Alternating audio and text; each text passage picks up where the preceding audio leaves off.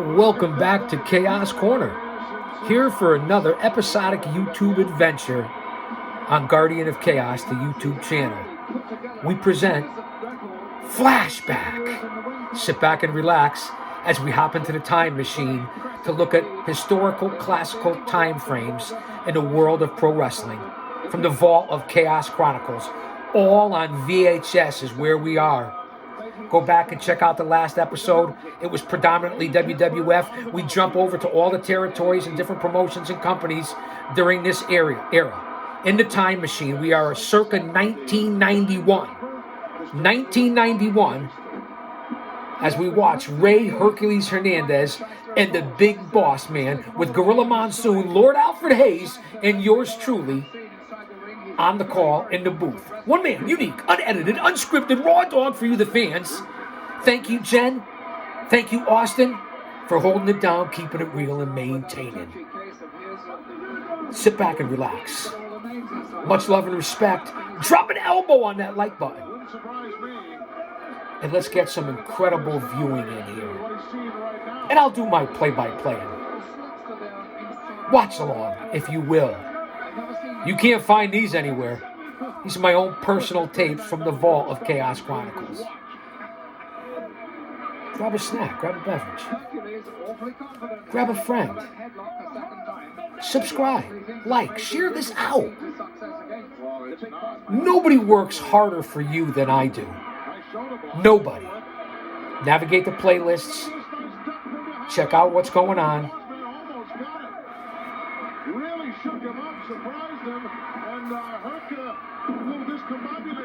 Big series of body slams by a boss man on Hercules Hernandez.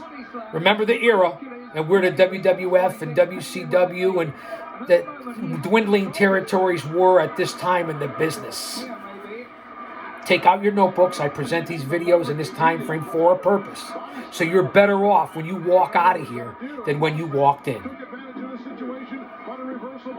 So you know what the fuck you're talking about. At your next venue, your next chat, your next holiday gathering, whether it be at work, with your friends, in a bar, a pub, a tavern, a restaurant, wherever it is you hang out. Big back body drop and a boss man over the top goes Hercules Hernandez, and there's this Doctor of Style, the slickster. Heel managers, pro wrestling male managers were still in the business. Hernandez is in big trouble. Outside the ring, double noggin knocker to Slickster and Hercules by the boss man. Again, I'm going to do some of the play-by-play and commentary as well.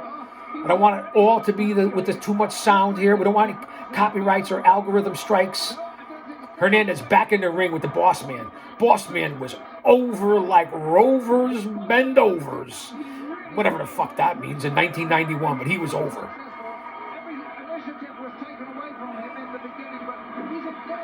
Off the far side, over the ropes, boss man jumping onto Hernandez.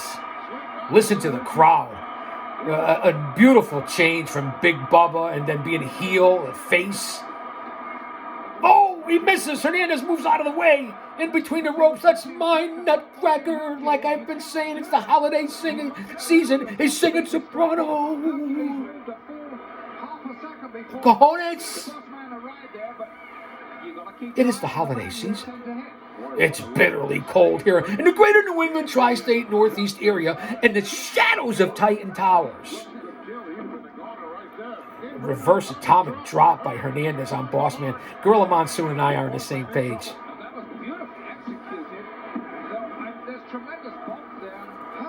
I don't know how much you can. We were having a little technical difficulties on the last episode of Flashback. So hopefully they've cleared themselves out here today. 2 count by Hercules on the boss man. Again, if you don't hook the leg, you don't cinch in, you're not going to pin someone like that. It's just not going to happen.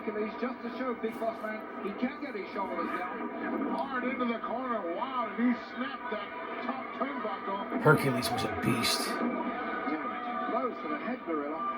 Never really properly utilized, just my opinion. And again, the boss man, what a transition in his career from being in the NWA, WCW, Jim Crockett, with Cornette and the Midnight Express, and then transitioned into the Boss Man, heel, face. I mean, ended up his career as a guardian angel on WCW or whatever, and then passed away way too young I believe in his early to middle 40s. Ray Traylor was truly a good grappler and carried the gimmick, and I believe underrated. Laying into big right hands to the jib by the Boss Man on Hercules. A different era, a different time, totally different than today's pro wrestling. Better or worse, you decide. Each era has its own debate. To me, you can't argue with the advent of television. It was before my time, the 40s into the 50s, and being on one of the only things on TV, and how the top 5 earners in all of the world in sports were the heavyweight boxing champion and 4 pro wrestlers. So I can't argue that wasn't the original golden era and into TV. I really can't. And then with the invention of advent of cable TV even. Then the rock and roll connection, WrestleMania, 85, Hulk Hogan, the WWF, Piper, Snuka, and everybody that made that happen. And then, of course, even world-class championship wrestling, the NWA, of course. That was the second golden era because of the stars, the talent, the storytelling. Kayfabe was still alive. The third golden era, I guess you have to argue, the Monday Night Wars, a.k.a. the Attitude Era, which was a little earlier, and then the advent of once ECW came in, all at the perfect storm. That might be the third golden era, and there hasn't been one since. They say 3 strikes and you're out. I haven't seen it since, especially the last 20 years. And listen, and I was still in the business as a performer in ring the first half of the 2000s. Big boot to the jib, Boss Man, far side, big splash, here's the pin. No, he doesn't pin him. What a mistake, Boss Man. What are you doing to pick him up to go face first into the turnbuckle? The fuck was that? You needed me, Boss Man. Son of a bitch. Far side. Big back elbow by Hercules on the Boss Man. This is what happens. Pro Wrestling 101. And Slick's outside. Boss Man has no one. If that was me, Boss Man would have won this match already. And now you see what happens when you take your opponent lightly. Oh, big slam out of nowhere. Boss Man, here's the cover. And there's the 3 count. Just like that. You're lucky, Boss Man.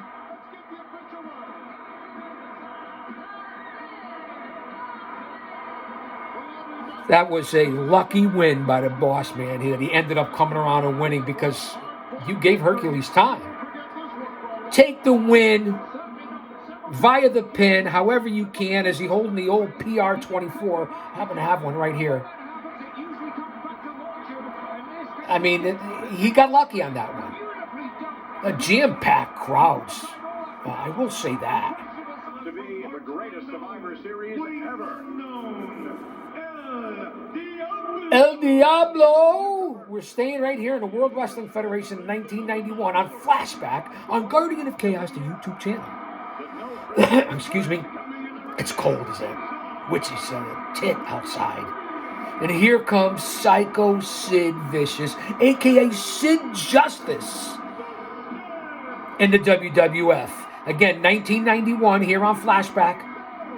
I hope you're with me. We're going to make this about 30 minutes, maybe 45 minutes, and then we'll move on.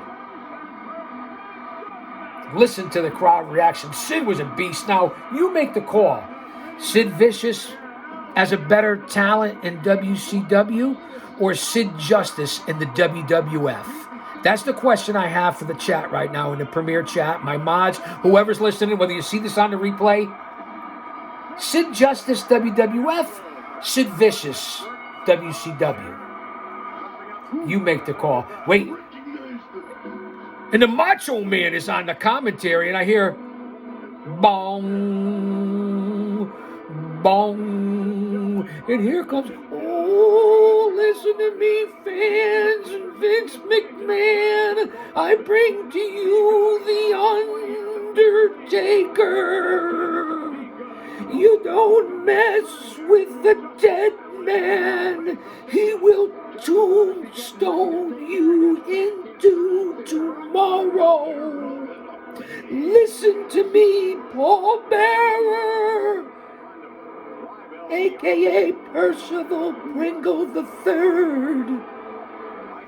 And now he's offering a suitcase of money to the masked El Diablo to step out and let The Undertaker step in to face Sid Justice. Two damn near 7-footers and 300-pounders in the era of big man. And on the commentary, not only the GOC, Vincent Kennedy McMahon and the Macho Man. And I'm not sure if it's a 3-man booth. Let's sit back and hear a little bit. We want no copyrights. We don't want to screw with the algorithm. YouTube's been very tough. I remember I don't make barely a nickel, a dime. So if you want to become a member for $2, much appreciated, not needed. Just like and subscribe and share this out and come along for the ride. There's not a better channel, because this isn't a podcast, it's a fucking show. And the entire IWC, face to face, The Undertaker and Sid, and The Undertaker grabs Sid by the throat. Look at the size of these two. Sit back and double goozles.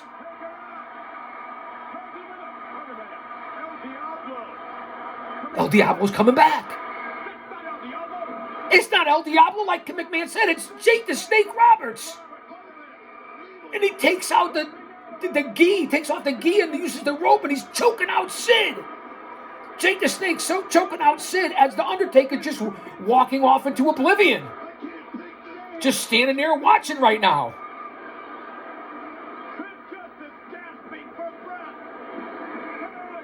And now The Undertaker laying in a couple of boots. The Snake and the Taker have teamed up here in 1991. Choking out Sid Justice. And now Taker has goozled Justice again.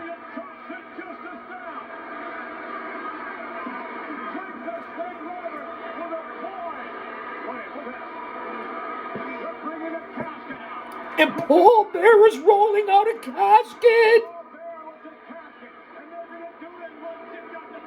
Beautiful DDT by the Snake on Sid Justice.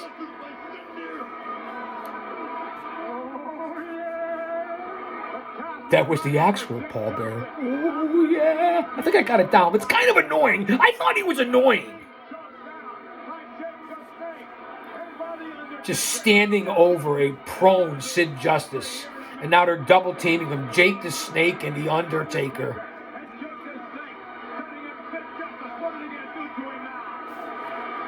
And listen to McMahon.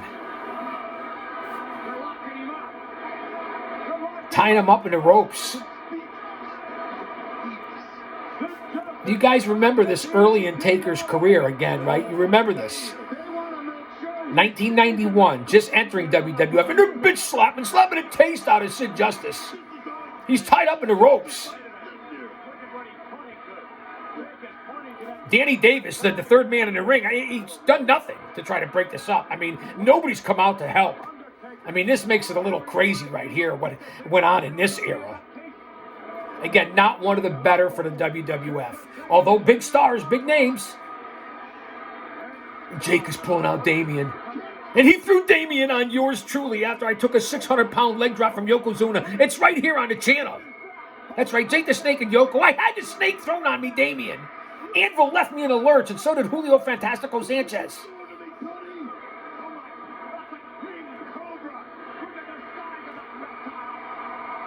And here comes Hacksaw, oh, with the 2x4. He turns over the casket. Listen to the crowd. Look at the size of Jake's python. King Cobra. Justice is saved by Hacksaw. Jake, Damien, and Taker in the ring.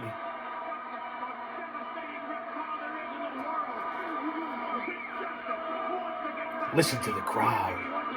Thanks for being here.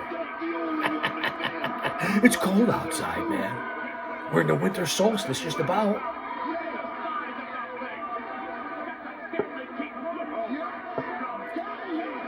Look at the size of Damien back in the day when Jake originally brought him to light. As McMahon calls it, a King Cobra. And again, look at the ring generalship. How they didn't always have to interact physically with each other. The storytelling, the emotional investment. I mean, it's just that simple. The ring psychology. And we're back to primetime. Sean Mooney, Bobby the Brain Heenan in the live studio audience, I believe, right in Stamford is where they shot it. I'm not sure. And here's Bret the Hitman Hart. The best there is, the best there was, the best there ever will be. The Intercontinental Champion at the time. Go to my page, the community page, and you'll see the photos of Bret and myself when I was the NAWA commissioner and Bret the Hitman Hart appeared for us. Right after his first appearances back in New York City after the Montreal screw job. Let's listen to Bret Hart. That's why you're here. Take out your fucking notebooks. I apologize for the cussing. All you want, but you're nothing. You're nothing till you actually do it. You certainly did it. True statements. There's a lot of big guys in the World Wrestling Federation, and to name one, probably the biggest one that comes to mind for me is the Warlord. Ooh. He's one of the biggest. He's one of the strongest, maybe the strongest, most powerful. But Warlord. the one thing that the Warlord's lacking, as far as I can see, He was in lacking great shape. brains. Yeah, he's definitely lacking brains back then, right? Of execution, and this belt says right here that I'm the best technical wrestler in the World Wrestling Federation today, and I defy the Warlord to prove any different. But do you think you can slap that sharpshooter on the Warlord? Those huge, massive legs? Bobby the Brain. I'll be honest with you. The sharpshooter might be a tough hole to put on the Warlord. It's a big question. We're going to have to find that out. But the thing about it is, I got a lot more moves in my arsenal than the sharpshooter. And I know the Warlord, he's got the full Nelson. But it's going to take a lot more than the full Nelson to take this thing. This World Wrestling Federation Intercontinental belt means the world to me. It's going to take a lot more than what the Warlord's got to beat it. Bret Hart was a good talker. Underrated as a talker.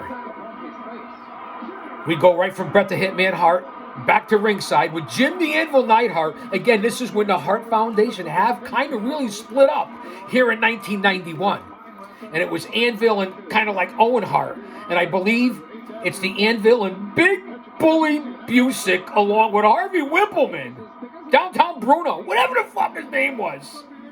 Let's go to the ringside. Gorilla Monsoon on the commentary with yours truly.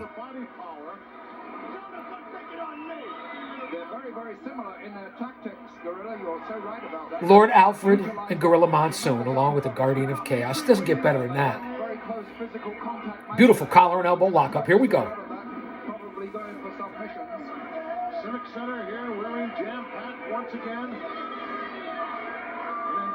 Remember the time frame. We're circa 1991. Nice side headlock by the Anvil. Busick was huge. Big shoulder block. Down goes Busick.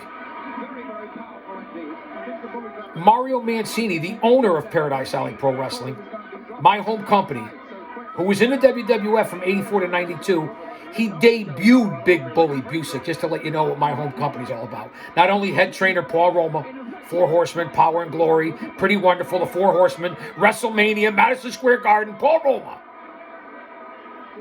Mario Mancini, Paradise Alley Pro Wrestling. All social media platforms, follow us. Incredible live events. You want to learn how to be a pro wrestler? You come to Paradise. Nice reversal, hip toss there by Anvil. Who knew? Actually a little technical here. Listen to Gorilla. We had another piece of garbage. He was something, Monsoon. I get goosebumps listening to Monsoon again. In all his splendor. Referee Joey Morella, his son, Gino Morella. At least I believe that's him. And there's Downtown Bruno, a.k.a. Harvey Wippleman. He did okay as an old school manager. Well, he weighed about 125 pounds. He was a savvy son of a bitch, though. I apologize. Far side, Anvil. Step over Big Bully. Oh, and Anvil was waiting for him. Bully holds on. Goes after Wippleman, and that leaves open the spot for Big Bully for the double axe handle to the back of Neidhart as he chokes him out over the rope right now. And slings him back to the inside of the ring. That's why Wippleman is there. Old school managers really missing out in this 2024 going into 2025 in the last 20 years in pro wrestling. And I'm not counting Paul Heyman, the wise man. He's been there forever. And there's one or two others. But Heyman's the main one who's had the long stay. On my Mount Rushmore, he has to be now of managers, at least from the last 20 to 30 years. He's been around a long time. Big clothesline by Busick, and down goes Anvil. Again, if this isn't a Haas fight, I don't know what is. Both men near that 300-pound mark. And Busick has taken over right now.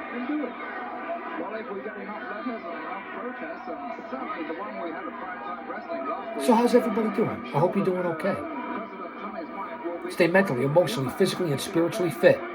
If he's for us, no one else can be against us. There's a lot coming down the road in this world going into 2025.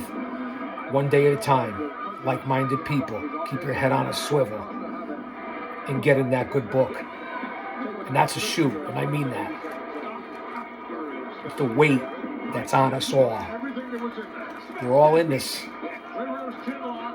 This is a much-needed distraction. Temporary. Stress reliever. I do it for you. I do it for me. As right now, Busick has got Anvil on the canvas. He's like ripping out his mouth, his beard, his face, his nose, his eyes.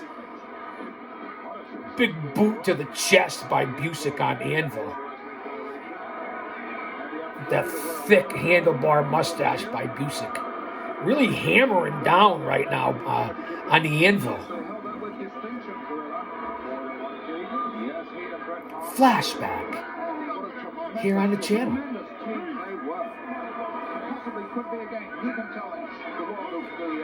I could watch this all day.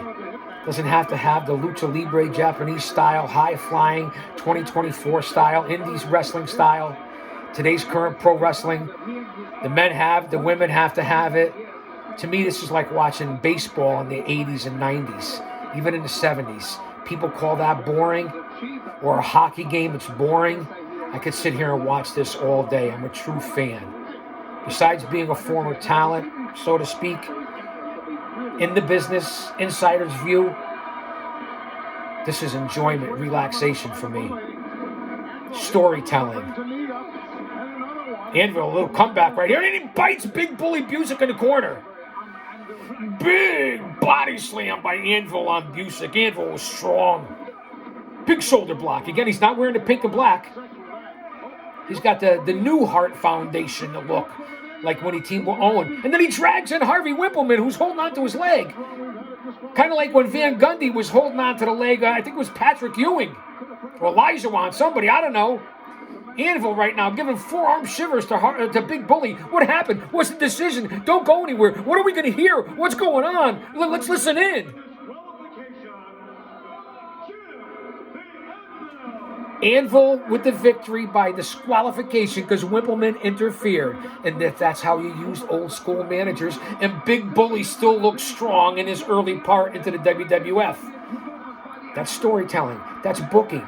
That's thinking ahead. As we go back to the studios right now, Sean Mooney, Bobby the Brain Heenan, and the excellence of execution, Bret Hart. Let me sit back and relax a little bit so you don't have to constantly hear me because I'll go on and on and on and on all day. No one can stand up for himself. Does MC Hammer know that matchup with a very reckless athlete? Oh, we jump right back down to WCW. Crazy, but I'll give him a little bit of what I just gave this fella. Jim Ross and strongman Bill Kazmaier. Will be at Halloween Havoc tomorrow night. 2 out of 3 falls for the heavyweight championship of the world. What are your impressions about this matchup 24 hours away with Lex Luger and Ron Simmons? Well, I can't wait to see this one. I know Lex Luger, he's the best in the world. The total package, I've seen him train. I've trained with him. He's in a spot to win. This is the short career of world's strongest man, Bill Kazmaier. We are truly in the time machine here in 1991 on Chaos I'd Corner. have to say, 2 out of 3 matches, I'd go with Ron Simmons. Talking Simmons and Lex Luger right now. Somewhere down the line, that's my ultimate goal, is to become a world champion myself. And whoever wins is going to have to beat me somewhere down the road. That never materialized, Mr. Kazmaier. Going with Ron Simmons, but whoever the champion is, somewhere down the road must face the world's strongest man. And we'll be back with more on TBS right after this time out. All right, fans, stand by. We're getting close to maybe Halloween Havoc here in the time machine. Stupidity of mankind. Ringside, Larry Zbyszko, Arn Anderson, with Gary Michael Capetta. 100 years ago, Charles Darwin convinced all you fools that mankind evolved out of some prehistoric, bubbling, scum-infested pile of slime. Now, I always thought that was pretty stupid. Like the Patriots thinking they could beat the Enforcers. But you know what happened? Along came the Freebirds. And now I'm convinced that there's two slobs that definitely belong in a scum-infested puddle of slime. I have had it up to here with these two long-haired, slimy, stinky idiots. Okay? Zbyszko was an underrated talker. You guys are already on the endangered species. The Enforcers, the champions at the time. Zbyszko and Arn calling out the Freebirds. Bad Street, Atlanta, GA. You want to jump us from behind? You want to come out here with masks on, claiming to be the Screaming Eagles? I'm sick of that whiskey breath. I'm sick of that matted hair. And I'm sick of listening to that song. You want to be rock stars? Do it on your own time. Arn could talk like nobody's business. We're not rock stars. We're not movie stars. We're wrestlers. We're the World Tag Team Champions. The next time we see you, if it's at the mall, if it's downtown, if it's getting on a plane, we're going to point out to you firsthand the difference between Freebirds and the World Tag Team Champions.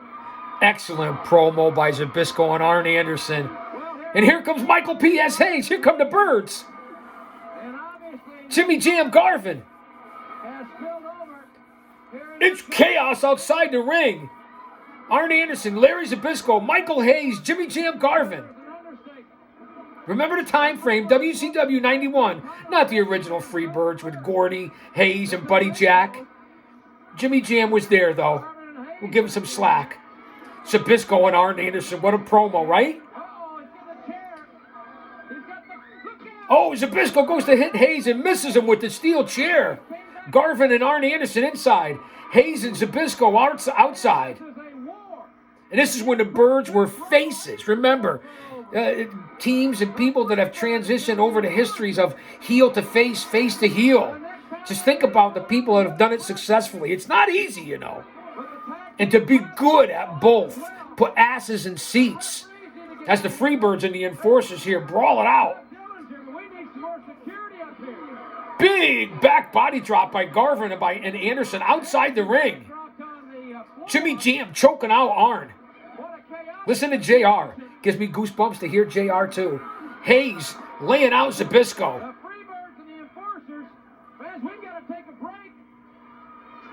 And this is how they do it. You hear him? We got to take a break. We got to go. Keep you on your seats. Make you want to come back again. So that's what it's all about. That's what they're not doing today. Oh, what a rush. Very disastrous with the natural disasters. And Sid Justice is going to take that Cobra and shove it down Jake Roberts' mouth. And the boss man, the big boss man, is going to make IRS pay all of our taxes. Boss man, Sid Justice and the Road Warriors together with Mean Gene. Hulkamania's dead. You better dig 20 million graves, 20 million body bags, because to kill Hulkamania, to make me completely dead, you'll have to bury each and every toddler, every teenager, every old Hulkamaniac that believes in the training, the prayers, and the vitamins. But now, this is Survivor Series. You're going to see Hulk Hogan's dark side. The original Survivor Series, 1991, and the concept of what it's supposed to be, and not like how it is as we just come out of this past weekend Survivor Series and War Games in the WWE. With a double body bag that I've already ordered for The Undertaker. Ironic, isn't it? That's why I present these. Think of the timing. listen to what I'm saying.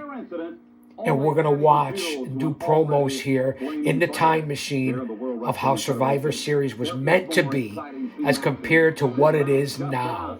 It's going to be Ric Flair, a man who considers himself to be the real world champion. He's going to be joined by $1 Million Man Ted DiBiase, the Warlord, and the Monty. And their opponents, the British Bulldog, Bret the Hitman Hart, Virgil, and Captain Rowdy Survivor Series. Flair, Warlord, DiBiase, Rougeau. The Hart Foundation were actually Bret Hart, Davey Boy, Piper, and Virgil of all people. He had a little run, right? YMCA, are you ripping us? This is a sport for men to survive in. Ah, that's right. Whoa, DiBiase, Warlord, Benji. This is a survival game. You come on down to the Survivor Series and you try to survive with this team. Davey Boy Smith. Virgil's going to say something. You better check it out too, Flair, Monty, and Warlord, because we're going to have dinner for four. Hallelujah. Here's Bret Hart. He's so tough, but the fact is, he's not tough enough. And the Warlord, he's got muscles coming out of it everywhere. But the one problem, he doesn't got a brain. And The brain of a dehydrated baby. And Virgil's got the $1 Million belt. And the $1 Million Man. What a bunch of horseshit that was. Stand by. That's right. We are the kind of team that does have drive, and we do survive. Yeah. Survivor Series 1991, Thanksgiving Eve. Wednesday night, it was November 27th, 1991. Here's Mean Gene Okerlund doing the bumpers, doing the promos, doing the vignettes. What Survivor Series was meant to be. And how they have ruined it in today's era. Oh, chaos is that. Get with today's times. Nobody's more with today's times than me. I consume more wrestling than most of you geeks out there. And no offense, I'm not talking to my people. You lurkers, you people, you haters. And I know that you're watching. Just know that you know, and I know that you know that you're watching. Ric Flair in the studio with Heenan, Sean Mooney. Primetime, live, audience. This is a beautiful. It was a concept. The price tag of how much this thing cost to have made. Does this look better than a $3 house, honey? You keep your mouth shut. But doesn't this look better than a $3 pleated mini skirt that Rowdy? Oh, Flair was something. That says Hulk Hogan on it. You know, we know you're married with 6 kids, Piper. We know you're starving. And we know, most of all, that the one thing, regardless of where you've been, and what you've done, you've never been able to call yourself. This era was promos 101. If you don't go back for this era just for this alone, I get it. Both companies were down. Still draw more than both companies today combined. Promos, talk. That's more than half the game besides your in-ring ability, charisma, aura, presentation. Feeling of getting up each morning, knowing you are numero uno is unbeatable. And pal, in my case, for 10 years, I have been what, Sir Robert? Numero uno. The real world champion. Now you want to see something funny? Let's take a look here at Rowdy Piper and his little skirt.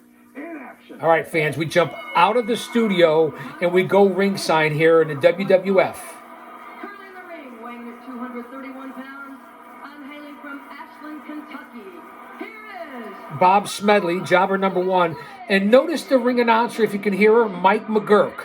I was with her last year when she was inducted into the Pro Wrestling Hall of Fame, the New England Pro Wrestling Hall of Fame, and she let me pick her brain. We had unbelievable conversation. What a great lady. Her speech was amazing. You know, she's the daughter of Leroy McGurk, the old territorial promoter. Unbelievable. What a lady. One of the first female ring announcers in the World Wrestling Federation, a true trailblazer and just pure class personified. Mike McGurk.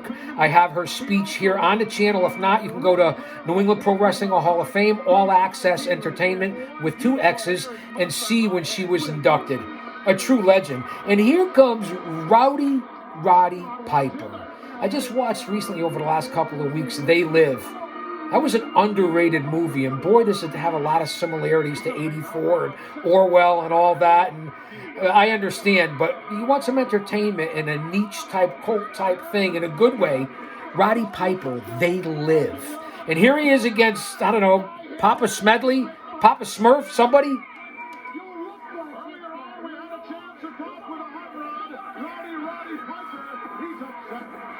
And this is when they would go side by side with in-ring action as Piper's laying in the lefts and the rights. A former pugilist, they got Piper on the other side cutting a promo. Wrestling Challenge, WWF. Decent concept. Big back body drop by Piper. Roddy don't play that. You guys remember that, right? This could be a little bit more before somebody's time. Big bulldog by Piper, and this could be it. That's it. It's over. But this is how you put the superstars over. Make them larger than life instead of these super dream matchups right away. Right when you begin with and it's over in 2 or 3 weeks. A la what AEW does to a lot of people. Piper back in the ring right now with a steel chair. What's he going to do to Papa Smurf, Smedley? Bang! Chair shot across the back and out goes Smedley. This is how you continue to make someone strong and build up the momentum of being into a superstar. This is how you're supposed to do it. I'm not saying it's always right and it works for everyone, but it's much better than just matchmaking. As we look over the shoulders of Gorilla Monsoon and Bobby the Brain Heenan on Wrestling Challenge with the GOC. That's me. We're about 35 minutes in so far. Let's go back to Ric Flair in studio. We bounce back and forth here. Sean Mooney, vanilla toast, but he was okay.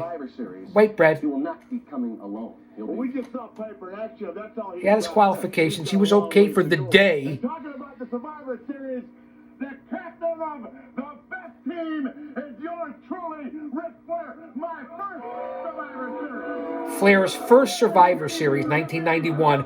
Now you get the time frame of where we are. Let's listen to the Nature Boy.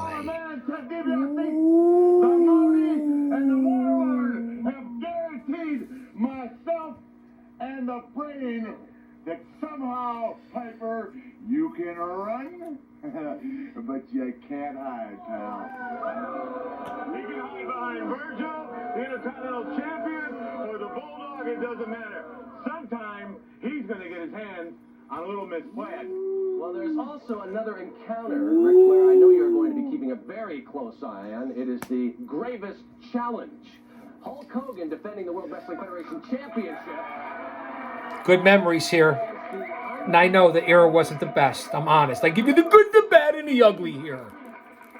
Let me explain it to you like this. I have now officially stepped on the toes of Hulk Hogan. Where is he? He's not out there. He's not in the crowd. Make all the noise you want. Hogan, sooner or later, you're going to have to speak for yourself. This is a lot better listening to them talk and doing these shows, corny or not, cartoonish or not, slow era or not for the big companies. I get it, and I agree. It's better than a lot of the stuff we're watching today in 2024 and all these companies, including TNA Impact, MLW, the NWA, New Japan, Ring of Honor, and of course AEW and WWE, which is on a roll right now. They're like butter. They're on a roll. I get it. This is entertaining. I'm learning something. I hope your notebooks are out. You get to become the real world champion is to beat Ric Flair. You can't quiet. You can't wish for it to be the champion. You've got to beat Ric Flair. Right? Flair was incredible. Hogan, you're not going to make it by The Undertaker. But Hogan eventually... Old school, Heenan, manager, Mount Rushmore. In closing, let me just say this, Hogan. I don't want your belt. I want to be able to say I beat Hulk Hogan.